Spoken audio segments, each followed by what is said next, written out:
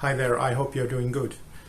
I was talking some time ago about testing guitars and electric guitars and their resonance and tone, and now the time has come. I have just actually been waiting to finish this latest guitar of mine, a little ad. Anyway, so what I'm going to do now is test how long the guitar will ring just by installing this piezo up here and let it ring. It's very simple what I'm doing. Actually, I'm just doing this.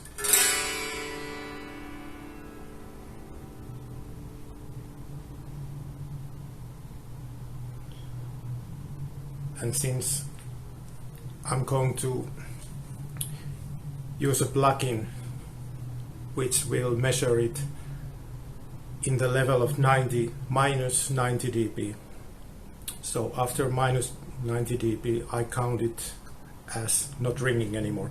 I had to put the limit somewhere because it's something that it starts mixing up with electric noise, so you don't really know anymore what's going on there. So minus 90 dB I think is a quite good point.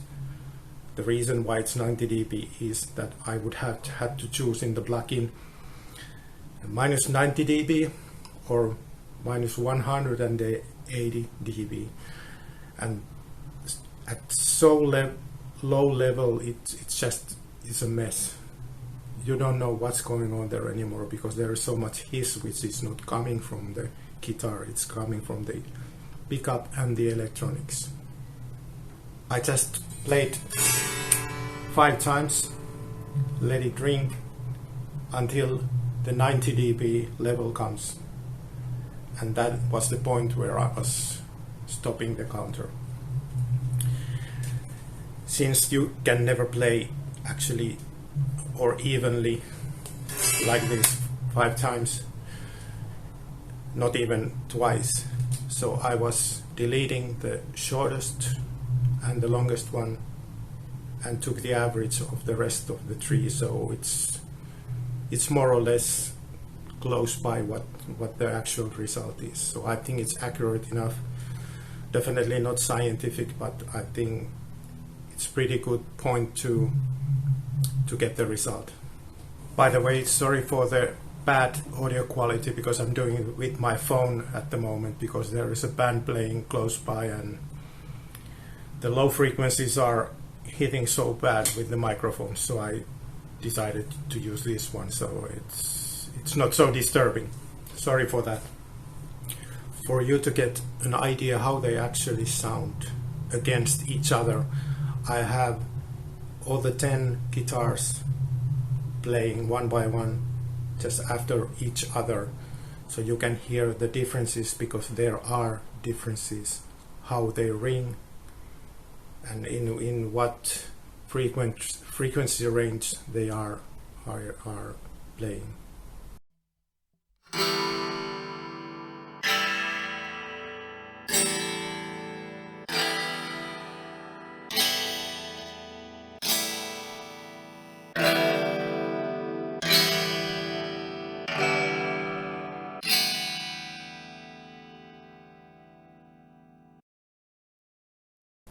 You can see from the frequency range that the bodies are acting differently, and there's particularly one which is very different to any of the others, which will be interesting when I'm trying to measure them next time in my next video, because there will be 2 parts. How it will react against the others, because the 9, although they are not the same at all, but they are closer to each other than the one of them. Okay, so one fairly important thing to mention is that I changed the strings in most of the guitars. Not all, but they are fairly new all. I noticed in my first take that the Westone had much older strings than the rest, and I should have known it, but I was a little bit lazy. and I didn't change the strings, and their difference was drastic after the change.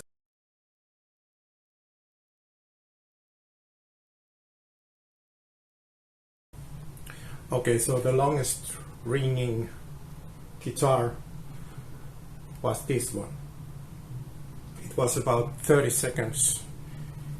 The bridge is more or less like Telecaster type string through B90s. At that point the electronics doesn't matter because it's purely the acoustics of the body and the neck.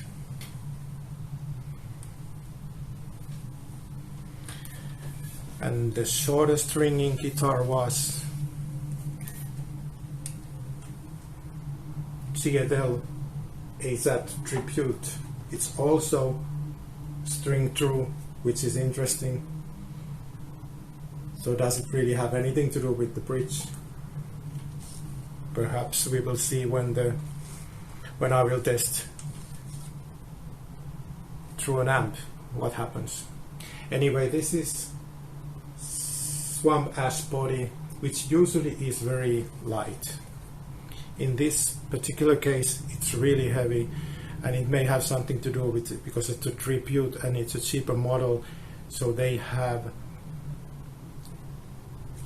separating the goods and bads, and the tribute model doesn't have the best bodies available, because this was really heavy, and I actually had to, a long time ago I have made cavities here to reduce the weight, because it was something like 5 kilos or something. It was really heavy, and I don't think that has anything to do with the resonance itself of the body, but it's still fairly heavy. It was over 4 kilos or something, so it's more than 1 kilo more than the MKS TL, which I just showed you.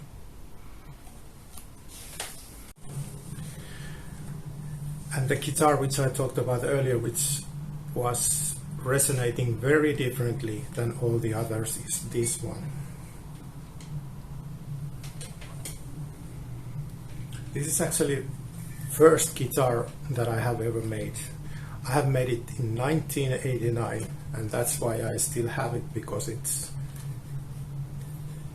my first one, so it's special for me.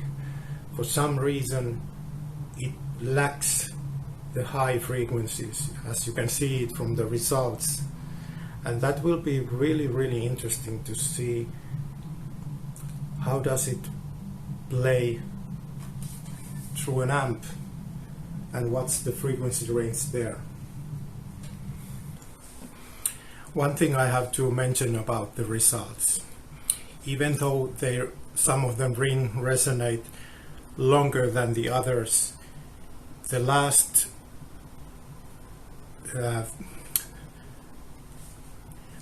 frequencies which are playing are more like individuals, and they are often around 100 Hertz, 500 Hertz, somewhere around that area.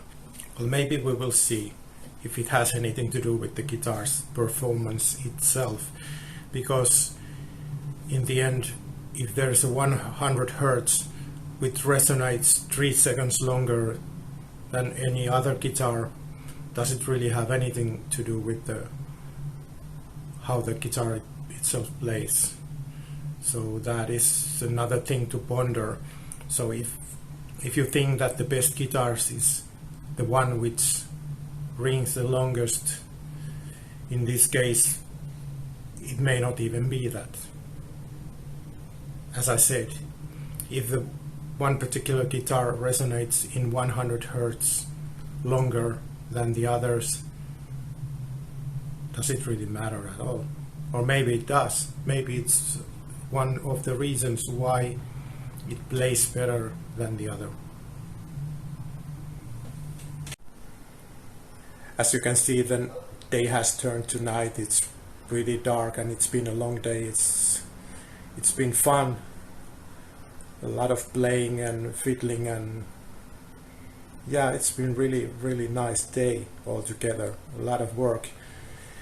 If you are still watching this video, I thank you wholeheartedly, and remember that there will be part 2, which is definitely, although this was really interesting, but the next one is the one which is actually the important one. So I hope you can join me then. Bye now.